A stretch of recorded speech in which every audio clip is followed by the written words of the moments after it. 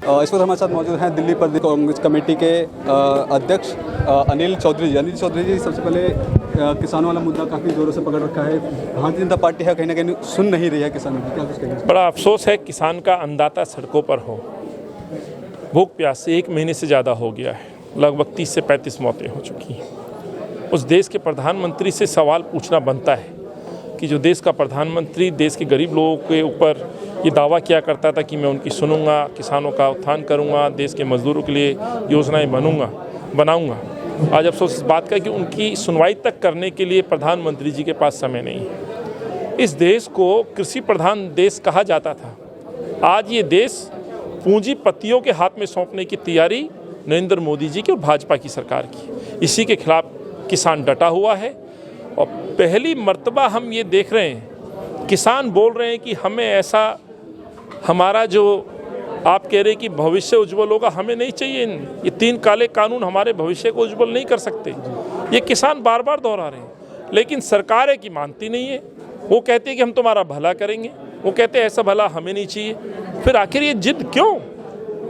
क्या चंद पूंजीपतियों के लिए किसानों के ऊपर इन बिलों को थोप देना, किसानों के उनके अधीन भविष्य में उनको गुलाम बना देना?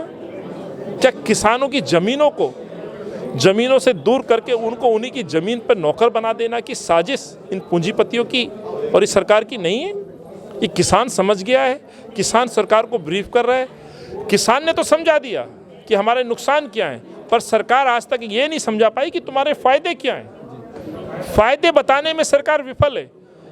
नहीं तो मैं नहीं समझता कि देश के लाखों लोग धरने पे बैठे हैं, 1 महीने से बैठे हैं, और उनको ये आरोप लगा के कि कोई खालिस्तानी है, कोई पॉलिटिकल समर्थन से बैठे हुए हैं। शर्म आनी चाहिए। सर, कांग्रेस पार्टी जिस तरह समर्थन कर रही है किसानों का, उसको लेकर के राहुल गांधी अभी संसद भवन तक जा रहे थे, जहां उनको गिरफ्तार कर लिया गया। नहीं, समर्थन नहीं कर रही है। मैं माफ़ी चाहता हूँ, कांग्रेस पार्टी पूरी तरह से विरोध कर रही है इन बिलों का, आवाज़ उठा रही है।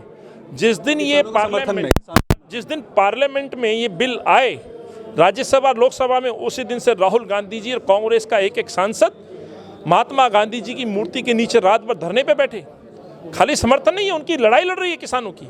और किसानों की लड़ाई लड़नी तो राहुल जी पंजाब से आए थे, पंजाब से ट्रैक्टर यात्रा की, राहुल जी को रोकने की कोशिश की, आवाज़ दबाने की कोशिश की। मनोहर लाल खट्टर जी ने अपनी पुलिस खड़ी कर दी, सीमाओं पे खड़ी कर दी। राहुल जी ने कहा कि मैं नहीं हटने वाला हूँ।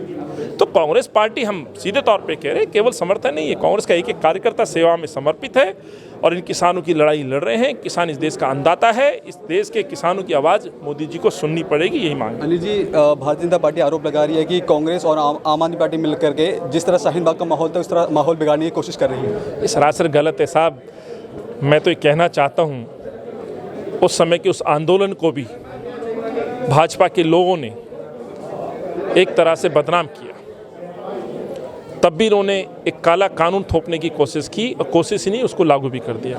इस लोकतंत्र की, इस देश के अंदर जमहूरियत की क्या खूबसूरती है कि हर आदमी अपनी आवाज़ कह सकता है, अपनी बात रख सकता है। सरकार को उनको समझाना पड़ेगा, विश्वास में लेना पड़ेगा। ना तो उस समय विश्वास में लिया, ना इन किसानों के बिल बनाते समय किसानों से बातचीत की, ना इनको विश्वास में लिया गया। फिर आप ज़बरदस्ती उनको भला करने की बात कैसे कर रहे हैं?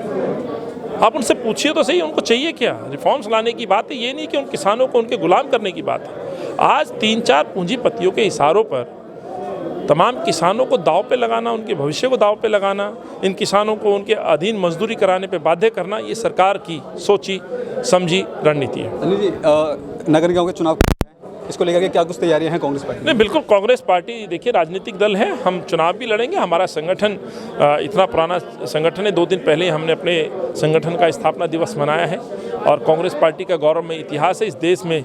इस दिल्ली में खासतौर से 15 साल हमने जिस दिल्ली को खूबसूरत बनाया, उसको बिगाड़ने का काम आदमी पार्टी अरविंद केजरीवाल के कार्यकर्ता और MLA ने किया है, भाजपा ने किया है। भाजपा ने यहाँ के जो सौहार्द था उसको बिगाड़ने का काम किया। तो कांग्रेस पार्टी जाएगी, घर घर जाएगी, अपनी बात रखेगी और हम चुनाव लड़ेंगे, मजबूती से चुनाव लड़ेंगे। मुझे विश्वास है कि जनता का फिर से विश्वास कांग्रेस पे लौटेगा और चुनाव जीत करके एक बार हम फिर ये भी सिद्ध करेंगे कि कांग्रेस मजबूत है दिल्ली में।